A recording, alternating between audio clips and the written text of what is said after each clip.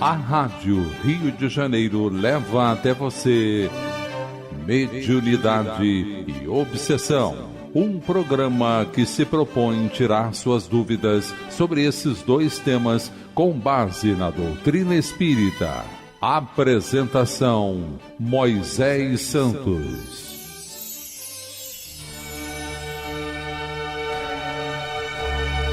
Caríssimos ouvintes da Rádio Rio de Janeiro, eu sou Moisés Santos e este é o programa Mediunidade e Obsessão.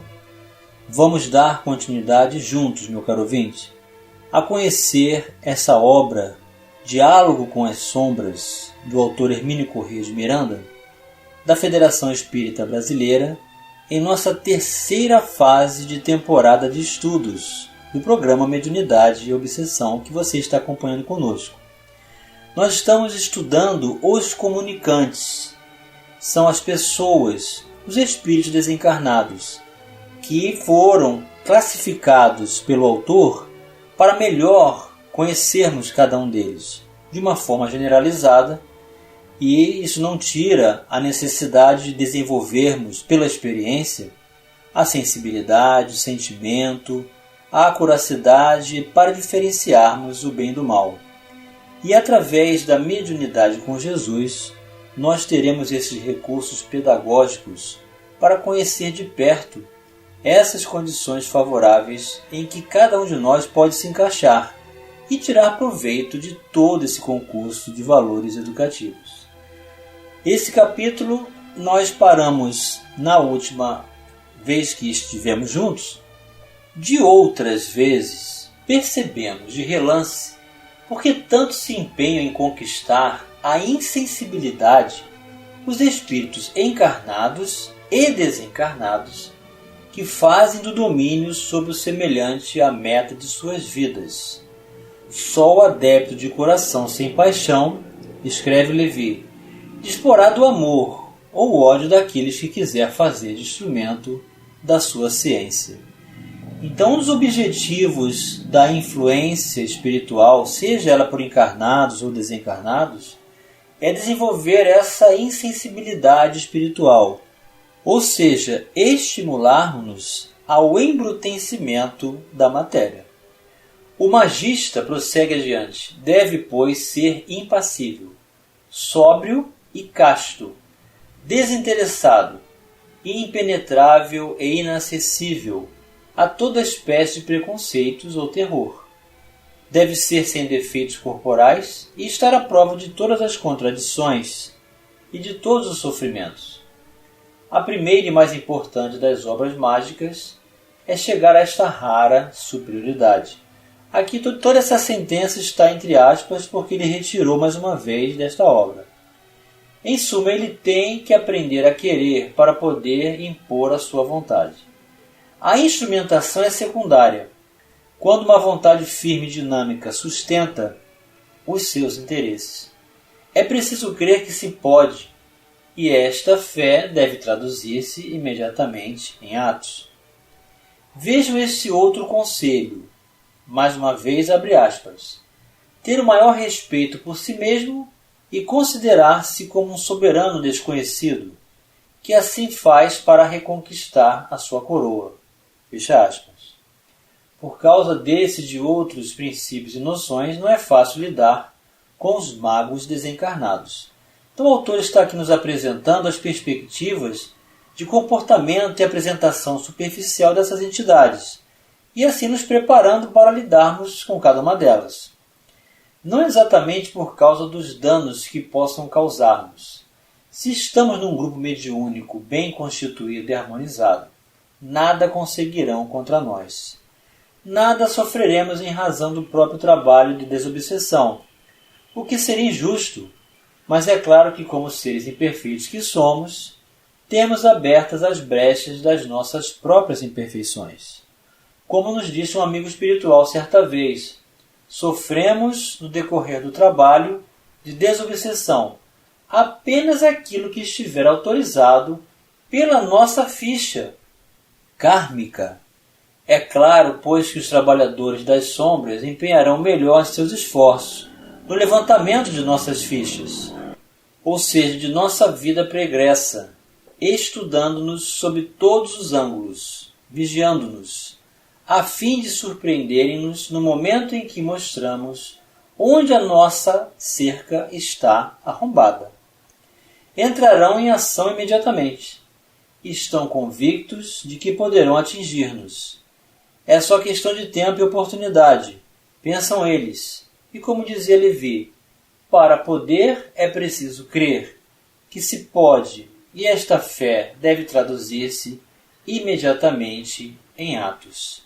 Então, uma conexão que se faz em função da predisposição que apresentamos. A confiança na espiritualidade superior vai nos dar ensejo para estarmos diante, na verdade, de nós mesmos e reconhecermos o que é necessário realizar em favor da nossa reforma íntima. Vamos esclarecer este conceito. Esclarecendo conceitos. Do Evangelho segundo o Espiritismo, capítulo 17, Sede perfeitos, o item 4.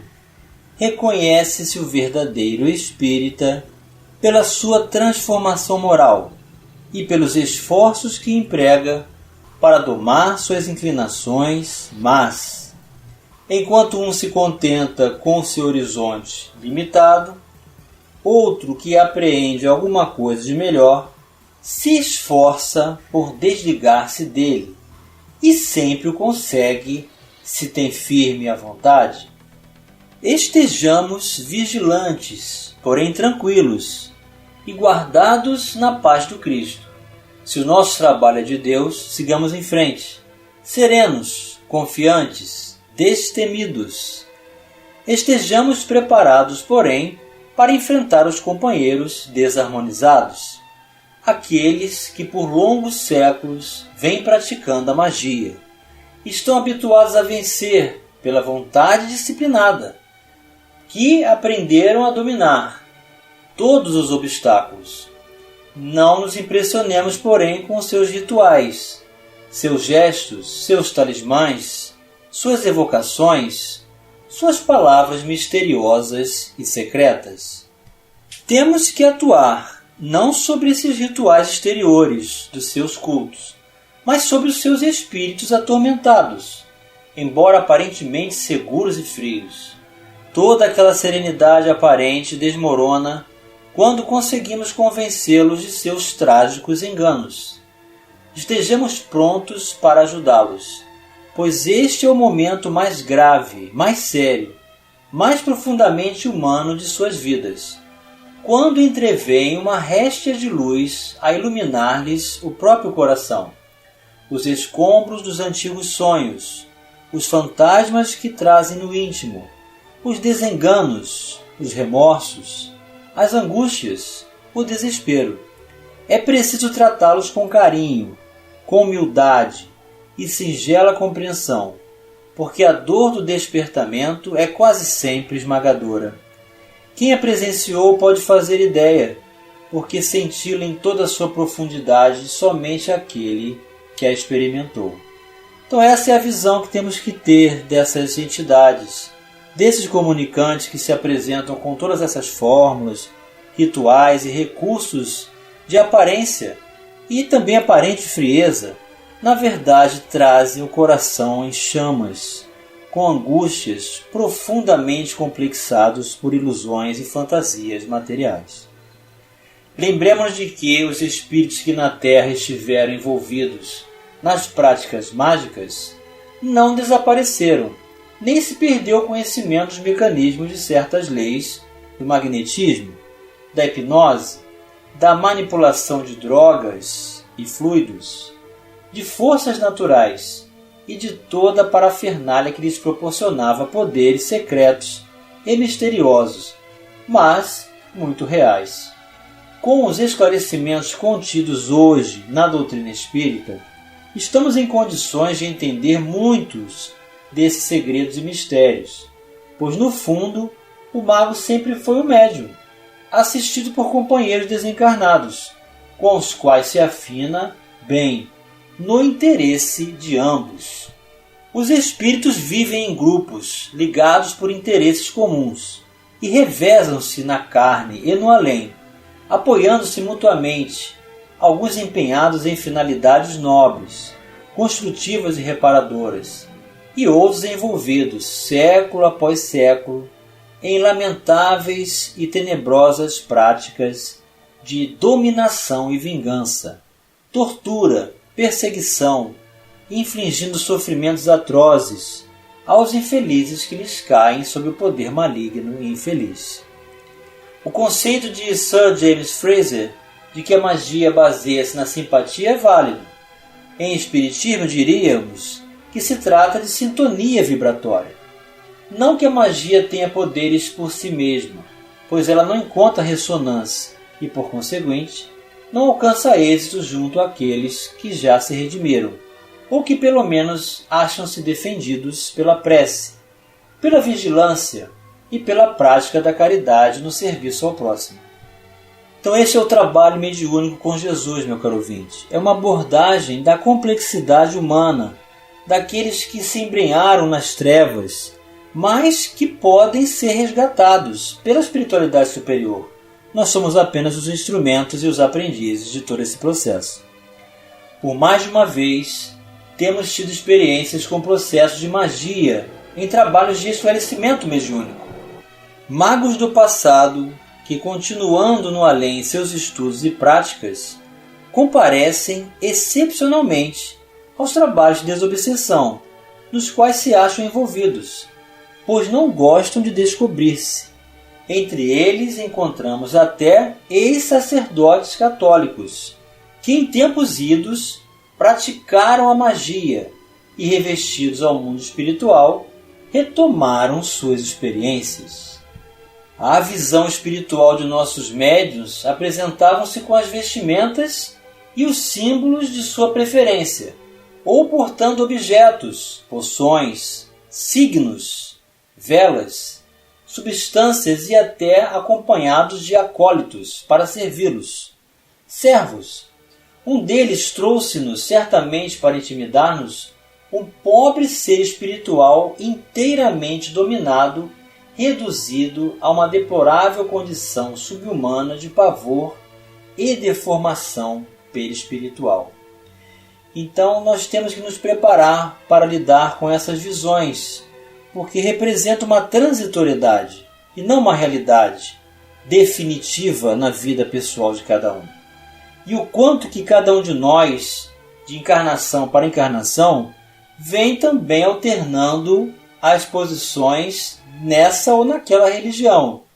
É o que temos que considerar para aprendermos esse processo de crescimento e ressignificação de valores.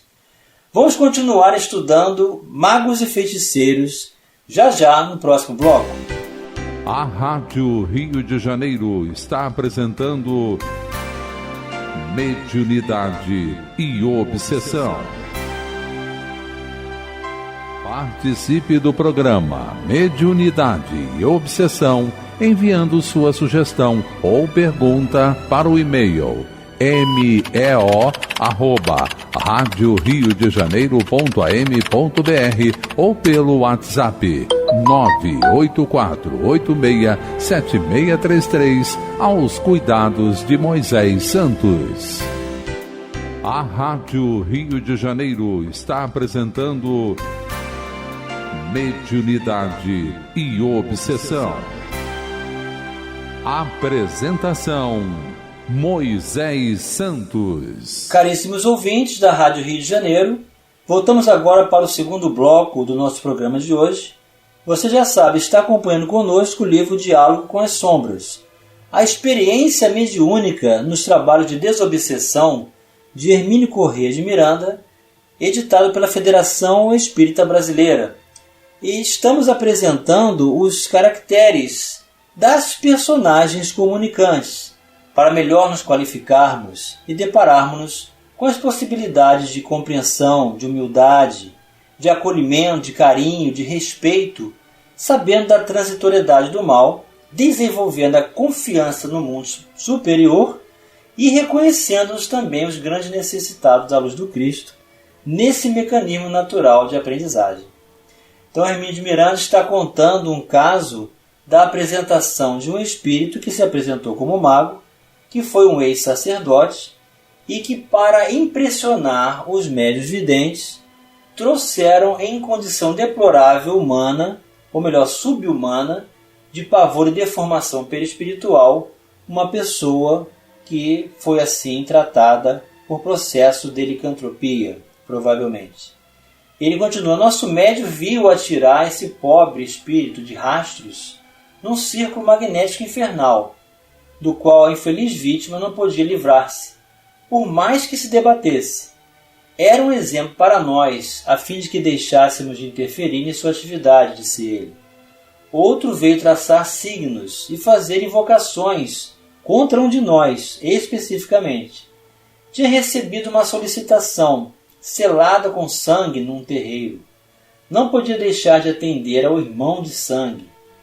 Depois de seu ritual cumprido à nossa vista, declarou que sua vítima estava amarrada e partiu. Mais tarde manifestou-se outro de sua equipe, ou seria ele mesmo, com a proposta de desfazer o trabalho, e repetia incessantemente: quer que vire, eu viro. Quer que vire, eu viro. Não queríamos que ele virasse, com o que ele ficou muito desapontado, pois obviamente teria sido muito mais fácil para ele alcançar seus objetivos ocultos e lamentáveis, se aquele a quem visava propusesse um pacto, que entregaria a ele sua vítima, de pés e mãos atados, pronta para o serviço. Vendo-se recusado, passou para um outro médium no mesmo grupo, e apresentou-se agora com outro nome, embora reclamando que seu cavalo, entre aspas, aqui a comparação é com o médium, não prestava, porque não obedecia. Tinha diante de si um prato de sangue, com o qual pretendia alcançar-nos.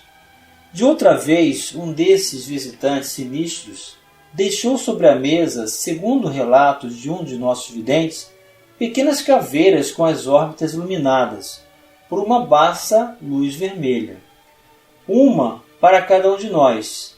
Acontece, porém, que, empenhado em trabalhos redentores, o grupo dispõe de proteção e ajuda de companheiros redimidos, também antigos magos, profundos conhecedores desses trabalhos, sempre presentes para contraporem esses seus conhecimentos e recursos às desesperadas tentativas desses irmãos, agarrados ainda ao lado escuro da vida, tentando dominar pelo terror. Um desses companheiros infelizes confessou que via ao nosso lado quem, melhor do que ele, conhecia o segredo de sua arte e a neutralizava. Mais do que isso, por processos que não se revelaram aos nossos sentidos, o mago foi completamente desarmado em suas táticas, tão cuidadosamente planejadas. Nosso médium viu apenas que em torno dele colocaram 7 lâmpadas ou lanternas de cores diferentes. Um caso marcou época pela sua extraordinária sofisticação. O mago era realmente profundo conhecedor de sua arte e engendrou um mecanismo magnético, através do qual mantinha subjugadas aos seus propósitos as mentes de 4 seres encarnados. Em suma, a magia é mais comum do que desejaríamos admitir e oferece riscos realmente sérios, contra os quais os grupos mediúnicos têm que estar muito bem preparados e assistidos. É claro que ela age apenas quando e onde encontra as necessárias brechas, e o condicionamento da culpa, da falta, do erro, que nos sintoniza com o mal e nos expõe à aproximação dos implacáveis cobradores das trevas. Os magos desencarnados são as mais das vezes inteligentes, experimentados e conhecedores profundos das mazelas e fraquezas humanas, pois vivem disso nas suas práticas funestas. Não se detêm diante de nenhum escrúpulo, não temem represálias, são pouco acessíveis à doutrinação, ao apelo do amor e do perdão. Sabem, como todo espírito envolvido nas sombras das suas paixões inferiores, que somente estarão protegidos da dor enquanto mantiverem em torno de si mesmos aquele clima de terror.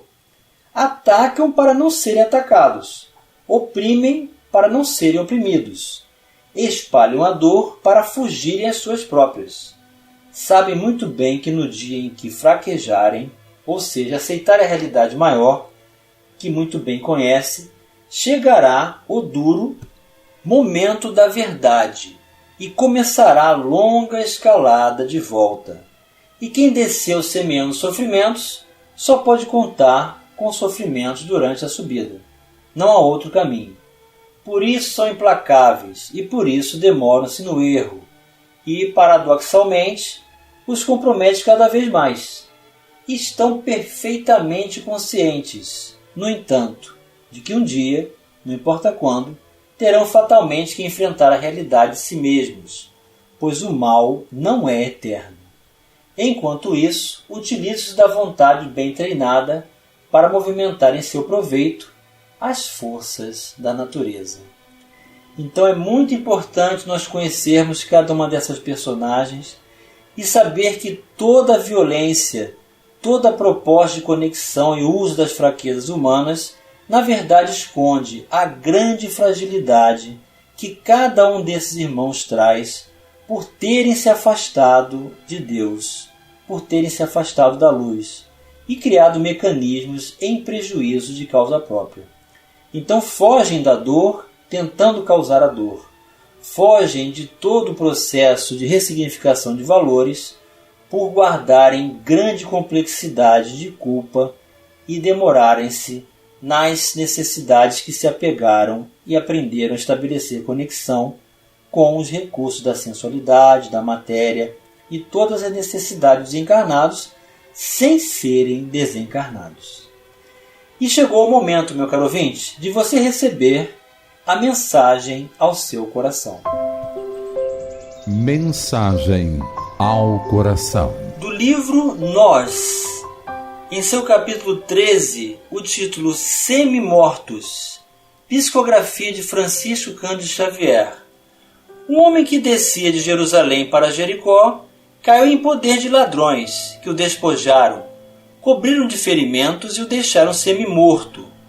Começa Jesus o ensinamento inesquecível da parábola.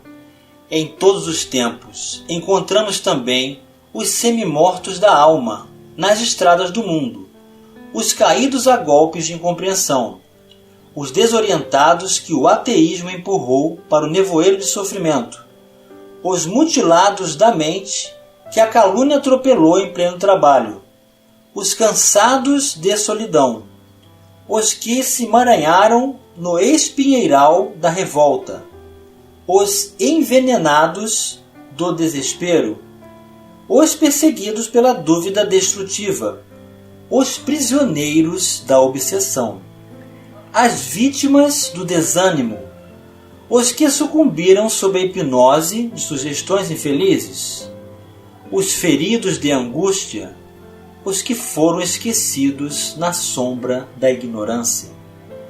Companheiros do mundo, sois espíritos eternos, em viagem educativa na escola e na oficina do planeta.